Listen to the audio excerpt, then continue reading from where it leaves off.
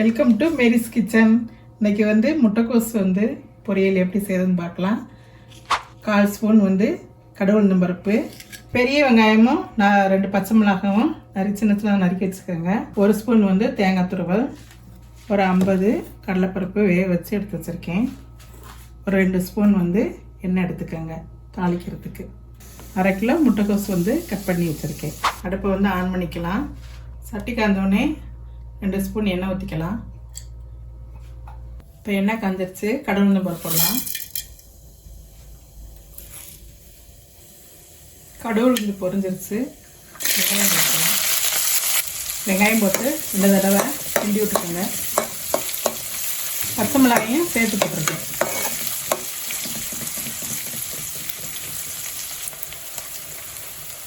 வெங்காயம் வதங்கிருச்சு, கழுவி வச்சிருக்க முட்டைக்கோசையும் சேர்த்துக்கலாம்.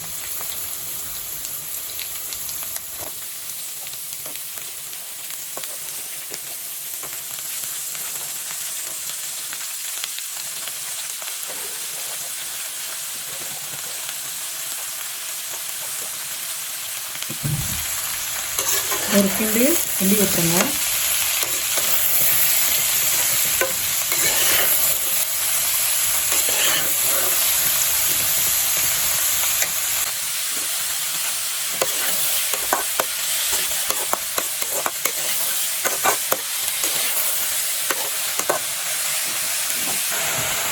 முட்டைக்கோஸ் வேகிற அளவுக்கு தண்ணி ஊற்றிக்கலாம்.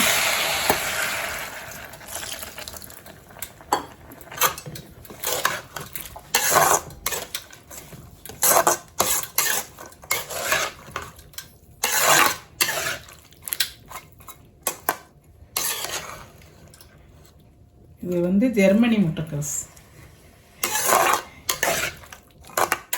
அதனால் இப்படித்தான் இருக்கும். நம்ம ஊர் முட்டைக்கோஸ் எனக்கு இப்படி இருக்காது.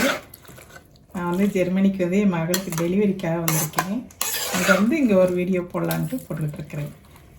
இது ஒரு எலக்ட்ரிக் அடுப்பு. இது ரொம்ப ஸ்லோவாக தான் எரியும். இதில் ஒரு பெரிய காயில் ஒன்று இருக்குது. அந்த காயில் ஹீட் ஆகி, இந்த காயில் ஹீட் ஆகணும். ஹீட் ஆகி அதுக்கு பிறகு தான் நமக்கு இந்த சட்டி சூடாகி அதுதான் நமக்கு வேகும்.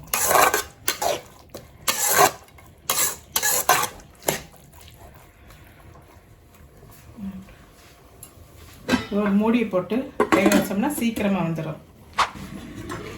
திறந்து பார்த்து வெந்துருச்சான்னு பார்க்குறேன்.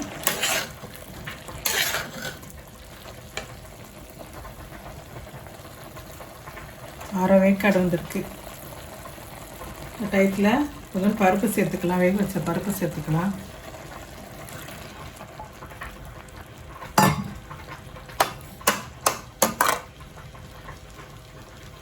திரும்பவும் மூடி போட்டு வேக வச்சுக்கிறேன்.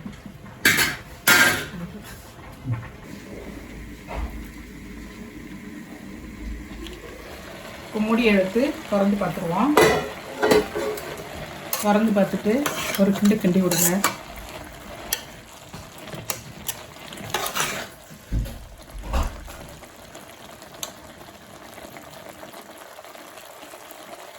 ஓரளவுக்கு வெந்துடுச்சு. இந்த தண்ணி இருக்க தண்ணியெல்லாம் பத்துற அளவுக்கு வேகட்டும்.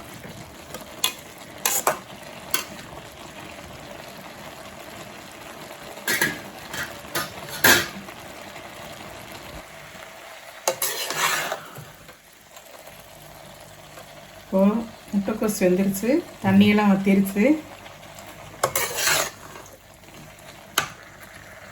அடுத்து தேங்காய் போட்டுக்கலாம்.